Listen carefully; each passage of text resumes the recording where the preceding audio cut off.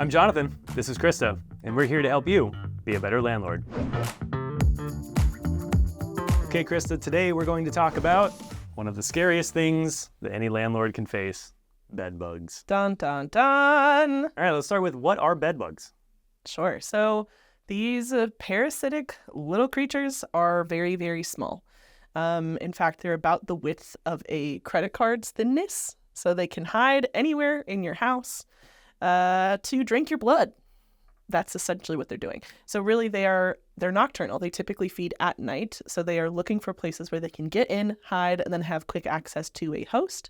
They then start biting the host. It usually takes 3 to 7 minutes for them to feed. And similarly to a tick, they swell up with your blood and then crawl away and have more eggs and nymphs and things. So it's very unpleasant. They are very uncomfortable. There's a lot of stigma around people who have bed bugs, even though it shouldn't be stigmatized. I mean, practically all of Paris was covered in bed bugs for the greater part of 2023, and we still think Parisians are cool. So I think it doesn't have to be a death sentence for your property or your tenant, but it is definitely an issue to be taken very seriously. Yeah, you definitely want to avoid them. Mm-hmm. So what are signs that you have bed bugs? Sure. So unfortunately, because they're so small, they are very, very hard to spot. What you'll be looking for are reddish-brown streaks anywhere where like cloth comes together. So for example, when we look at a mattress, which is typically where we find them because it is easy access at night to a human host, you'll see just discoloration around the seams. So where the mattress meets the wall, for example, or the headboard, or if you pull up the mattress and you're looking at the actual bed frame, you could see just streaks.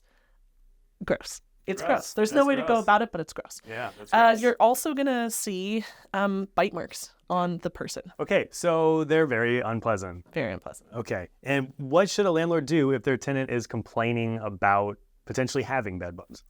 Oh, I'd say take them seriously from the jump. Bed bugs are notoriously hard to get rid of. Doesn't mean you shouldn't try, but it does mean that you need to take them seriously when they bring this concern to you. If they have actual bumps or bites, make sure that they're documenting that and sending you a picture. That way, if you have an exterminator on the Rolodex, or if you want to call one in, you have something to give them to say, hey, I think this is what's going on. You could also instruct them to look for some of those telltale signs, pull up their mattress, take the sheet off, and just investigate to see if they see any of those reddish-brown streaks.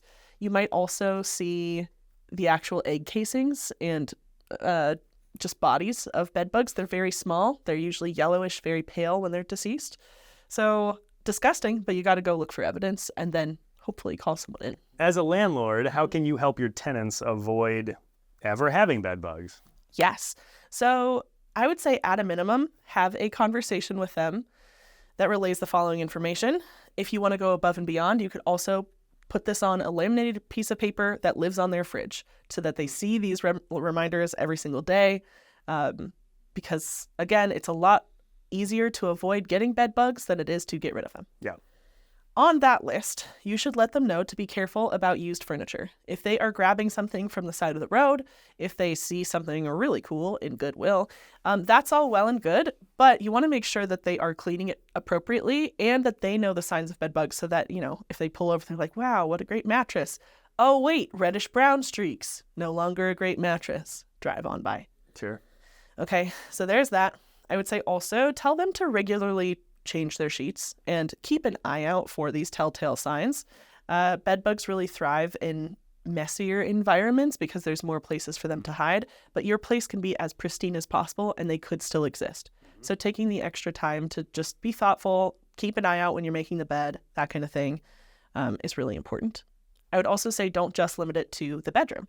Really, any kind of fabric is good for bed bugs. Mm-hmm. They like bedrooms and beds because of the proximity to their feeding hosts. Gross. But it could still be on a living room chair. It could be anywhere. So do your due diligence. Check out any piece of used furniture. You don't have to avoid having it, but if you are going to bring something in, make sure you do a really thorough cleaning job outside of the actual rental before you bring it in.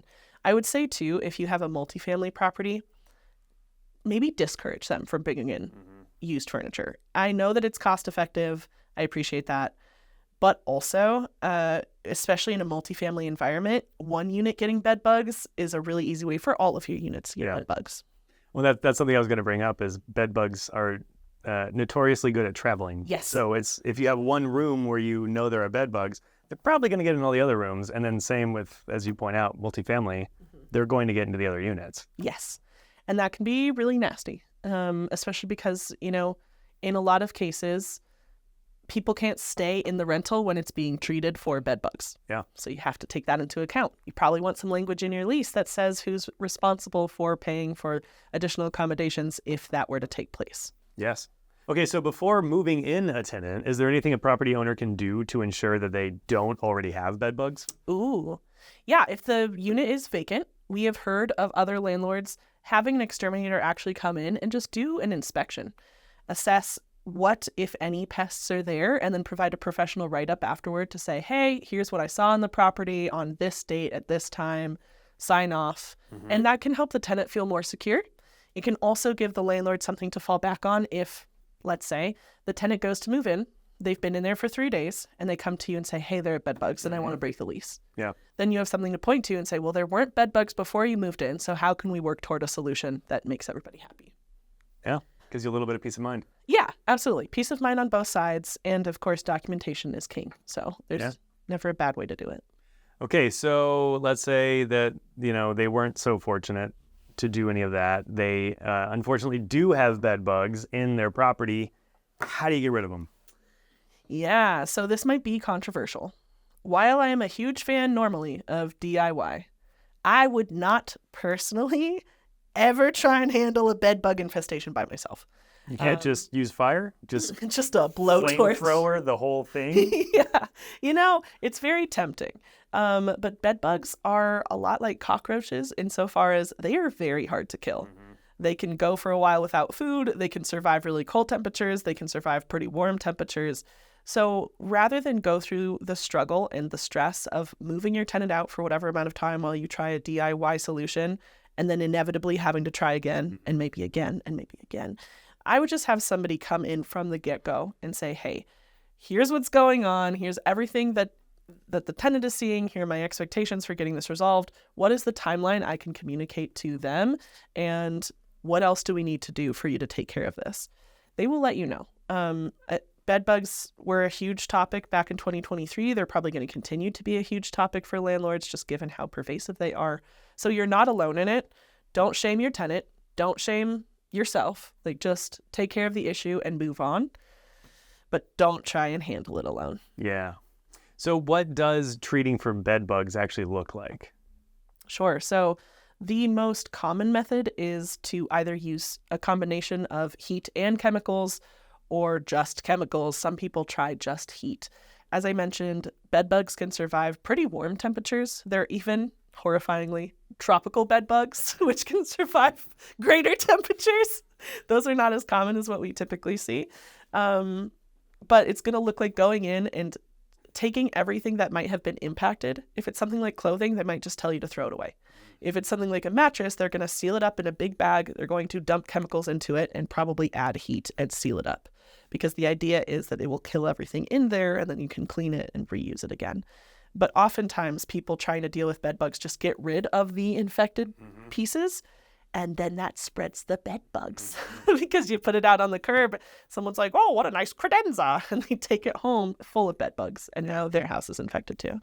That's awful. I know. Fire. Fire is the only way. But only with a professional. Yeah. Don't make your own flamethrower. Noted.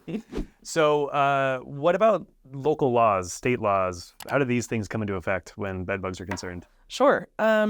As with many aspects of landlording, there are specific rules dictated by your local county, your state, etc. That goes double for bed bugs. So just make sure if you suspect that there's an infestation, you are also checking your local laws just to see if there are specific notification requirements. Maybe you have to notify your entire building if you have a multifamily, or if they dictate how you are supposed to treat your tenant, whether that means moving them into a hotel for the time being, etc. Just return to those laws, make sure you know what's expected of you, and then communicate that to your tenant. You are working together in this situation to combat the bed bugs, not against each other. So that's right. Be transparent, be clear, and then hopefully you'll get those suckers out of there. Yeah, don't let the bed bugs tear you apart. Truly, do not let them tear you apart. Do not let them bite. All right, well, if you out there have any personal experiences with bed bugs, we'd love to hear them. Leave them in the comments below. Don't forget to subscribe, or the bed bugs will get you.